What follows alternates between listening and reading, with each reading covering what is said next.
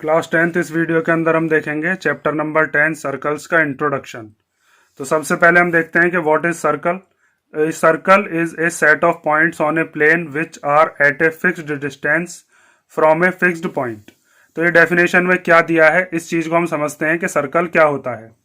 तो मान लीजिए जैसे अगर आपके पास कोई एक प्लेन हो और उस प्लेन के ऊपर इनफाइनाइट पॉइंट्स दे रखे हो, उसके ऊपर अगर आप एक कोई पॉइंट फिक्स कर लेते हो तो ये जो फिक्स पॉइंट होता है इसको क्या कहते हैं, हम इसको कहते हैं हम सेंटर। ठीक है, ये फिक्स पॉइंट हो गया। अब इस पॉइंट से हम बराबर दूरी पर जाते हैं इधर की तरफ। मान लीजिए ये पॉइंट आया, इसी से बराबर दूरी पर हम इधर की तरफ जाते हैं। किधर की तरफ अगर जाते हो आप और बराबर दूरी जाते हो, जैसे मान लीजिए यहां से यहां तक आप 4 सेंटीमीटर गए तो इधर से भी 4 सेंटीमीटर, इधर से भी 4 सेंटीमीटर। तो इस पॉइंट से अगर हम बराबर दूरी पर जाते रहें और हमें जो पॉइंट मिलते रहेंगे उन पॉइंट्स को अगर हम ज्वाइन कर देंगे तो वो जो फिगर हमारे पास बनेगी वही क्या कहलाएगी, वही कहलाती है आपका क्या, सर्कल। ठीक है, तो ये जो दूरी होती है यहां से यहां तक जिसको आप फिक्स डिस्टेंस बोल रहे हो, इसी को क्या कहते हैं, हम इसको हम कहते हैं रेडियस। ये जो फिक्स पॉइंट होता है इसे क्या कहते हैं, सेंटर, और ये जो फिक्स्ड दूरी होती है इसे क्या कहते हैं, रेडियस। तो ये फिक्स्ड दूरी सेंटर से हमेशा कैसी होती है, इक्वल होती है। ठीक है, सर्कल ये चीज होती है। अब आप इसको देखो डेफिनेशन को, इसमें ये चीज बताई गई है, a circle is a set of points on a plane which are at a fixed distance. Circle जो होता है ये किसी प्लेन पर सारे के सारे ये जो इनफाइनाइट पॉइंट्स हैं, यहाँ पर ये जो सर्कल की बाउंड्री है या सरकमफ्रेंस है, इसके ऊपर इनफाइनाइट पॉइंट्स हैं, उन सब का एक ये कलेक्शन होता है जो कि सेंटर से मींस फिक्स्ड पॉइंट से बराबर दूरी पर हमेशा होता है, उसको हम क्या कहते हैं, सर्कल। तो इस सर्कल के बारे में हमें इस चैप्टर में क्या पढ़ना है, मेन जो चैप्टर्स में हमें पढ़ना है वो पढ़नी है टेंजेंट। चैप्टर का नाम असल में होना चाहिए था टेंजेंट टू ए सर्कल, लेकिन सर्कल दिया है उसी को ही हम देखते हैं अब। और टेंजेंट क्या होती है इन सब चीजों के बारे में देखते हैं। ठीक है, ये चीज आप समझ गए होंगे। तो देखो अब टेंजेंट क्या होती है।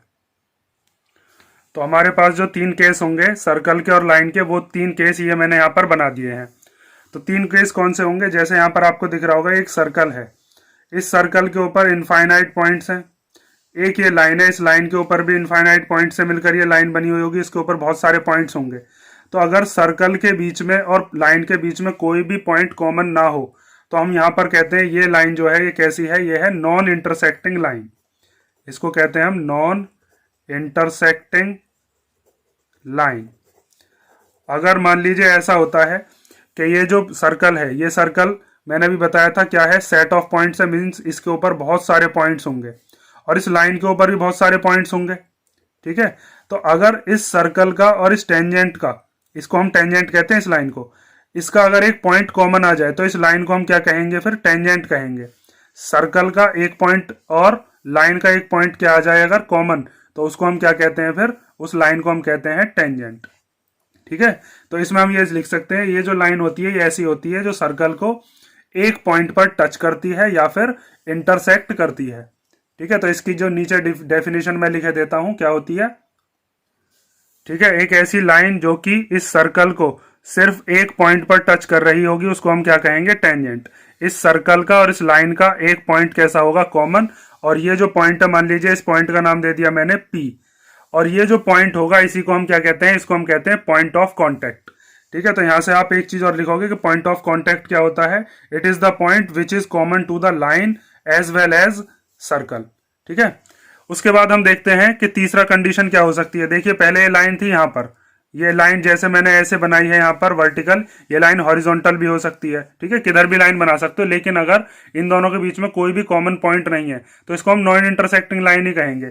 फिर इस लाइन को हम थोड़ा सा और पास लेके आए, जब इसको हम पास लेकर आए तो ये कंडीशन बनी जिसमें ये सर्कल को एक जगह पर टच कर रही थी। उसके बाद अगली कंडीशन के अंदर इसको हम और अंदर लेके आए, तो जब यहाँ पर आपको दिख रहा होगा अगर ये सर्कल को 2 पॉइंट पर काटती है तो फिर हम इस लाइन को क्या कहते हैं, इसको हम कहते हैं फिर सीकेंट। ठीक है, इसके अंदर आप देख सकते हो कि ये जो सर्कल है ये इनफाइनाइट पॉइंट से मिलकर बना है और इस सर्कल के बाद इस लाइन के ऊपर भी इनफाइनाइट पॉइंट्स होंगे। तो इन पॉइंट्स के बीच में यहां पर 2 पॉइंट ऐसे होंगे जो कि सर्कल का और लाइन का बिल्कुल सेम पॉइंट होगा। ठीक है, कुछ इसके अंदर आ रहे होंगे, अंदर से मतलब नहीं है, हमें तो बस उस पॉइंट से मतलब है जो इस सर्कल का भी है और साथ में इस लाइन का भी है। तो अगर 2 पॉइंट आते हैं तो फिर हम उसको क्या कहते हैं, टेंजेंट नहीं कह के उसको फिर हम कहते हैं सीकेंट। ठीक है, और इसमें एक चीज और याद रखोगे कि अगर मान लीजिए इसमें ये वाली लाइन ना हो, ये इतनी बनी हुई ना होती तो फिर हम इसको क्या कहते हैं, फिर हम इसको कहते हैं कॉर्ड। ये जो इतना हिस्सा है इसको हम क्या कहते हैं, कॉर्ड। इसके बारे में हम पढ़ेंगे जब 12 चैप्टर वगैरह हम देखेंगे, उसमें एरिया रिलेटेड टू सर्कल्स है, उसमें मैं कॉर्ड वगैरह भी आपको पढ़ाऊंगा। और 9th क्लास में भी आप देख के आ चुके होंगे, इसको हम कॉर्ड कहते हैं। लेकिन अगर ये सर्कल के बाहर जाती है तो इसको हम क्या कहते हैं, इसको हम कहते हैं फिर सीकेंट। ठीक है, तो ये चीज और आपने पढ़ी। अब हम देखते हैं इसमें सीकेंट की डेफिनेशन। ठीक है, तो यहां पर मैंने लिख दिया, line intersecting circle eight two distinct points is called secant. एक पॉइंट पर टच करेगी या इंटरसेक्ट करेगी तो टेंजेंट, अगर दो पॉइंट पर करेगी तो उसको क्या कहते हैं, सीकेंट। यहाँ पर ये जो पॉइंट होता है इसको हम पॉइंट ऑफ कांटेक्ट कहते हैं। तो पॉइंट ऑफ कांटेक्ट की डेफिनेशन भी देख लो। ये डेफिनेशंस या ये क्या चीज होती है ये आपको पता होना चाहिए, क्योंकि पूरी एक्सरसाइज जो है वो हमारी प्रूफ वाले क्वेश्चन ही हैं ज्यादातर, तो ये चीज बिल्कुल ध्यान से देख लेना। अब हम देखते हैं यहाँ पर पॉइंट ऑफ कांटेक्ट क्या होता है। तो पॉइंट ऑफ कांटेक्ट मैंने बताया आपको, common point of the circle and the tangent is called point of contact. ठीक है, ये चीज आप समझ गए होंगे कि हमको इस वाली एक्सरसाइज के अंदर क्या चीज पढ़नी है। मेन जो हमें क्वेश्चंस गिवन है वो टेंजेंट के ऊपर है। तो इसीलिए मैं कह रहा था आपसे कि जो चैप्टर का नाम होना चाहिए था वो टेंजेंट टू द सर्कल होना चाहिए था। सर्कल आप समझ गए और 3 केसेस इसके समझ गए। अब हम देखते हैं कि अगर हमारे पास कोई सर्कल दे रखा हो तो उस सर्कल के ऊपर हम कितनी टेंजेंट्स बना सकते हैं, और साथ में हम ये देखते हैं कि उसके ऊपर कितनी पैरेलल टेंजेंट बन सकती हैं। तो उसके लिए मैं 2 सर्कल और बना के आपको दिखाता हूं। जैसे मान लीजिए एक सर्कल है और इस सर्कल पे आपसे पूछा जाएगा कि कितनी टेंजेंट्स हम बना सकते हैं। तो इसके ऊपर तो इनफाइनाइट पॉइंट्स है। मान लीजिए एक पॉइंट ये है, इस पॉइंट का नाम मान लीजिए ए दे दिया, तो इस ए पॉइंट से हम एक टेंजेंट बना सकते हैं। एक टेंजेंट मान लीजिए ये बन गई। ठीक है, इसके ऊपर ऐसे कितने सारे पॉइंट होंगे, इसके ऊपर इनफाइनाइट पॉइंट्स हैं। मान लीजिए एक पॉइंट किसने यहाँ पर माना, उस पॉइंट का नाम है बी, तो इस बी पॉइंट से भी एक टेंजेंट बन सकती है।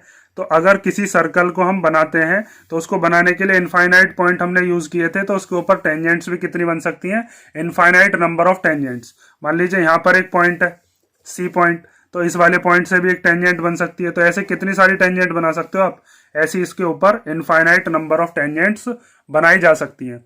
अब ये पूछा जाता है कि एक बार में कितनी पैरेलल टेंजेंट्स बनाई जा सकती हैं। मान लीजिए जैसे यहाँ पर एक पॉइंट है पी, तो इस पॉइंट से आपने एक टेंजेंट बना दी और उस टेंजेंट का नाम मान लीजिए एल लाइन दे दिया। ठीक है, ये एल लाइन की एक टेंजेंट है, तो इसके पैरेलल बस एक ही टेंजेंट बन सकती है जो कि बिल्कुल इसके सामने होगी। और इसके बारे में हम डिटेल, अब इसकी 10.2 एक्सरसाइज का क्वेश्चन नंबर 4 भी है कि ये दोनों लाइंस पैरेलल कैसे होती हैं। उसके लिए हम क्या करेंगे, सेंटर से यहाँ से रेडियस ड्रॉ करेंगे और उसके बाद ऑल्टरनेट इंटीरियर एंगल्स हम करेंगे। तो उस चीज को आप डिटेल में वहां पे पढ़ोगे, लेकिन फिलहाल आप इतना समझ सकते हो कि किसी भी सर्कल के अंदर 2 पैरेलल टेंजेंट्स बना सकते हैं एट ए टाइम। मान लीजिए अगर कोई और एक सर्कल दे रखा होता, मान लीजिए एक सर्कल है, तो इस सर्कल के ऊपर यहाँ पर अगर एक टेंजेंट ऐसे ड्रॉ कर दी जाए तो इसके पैरेलल यहाँ पर एक पैरेलल ड्रॉ और कर सकते हैं हम।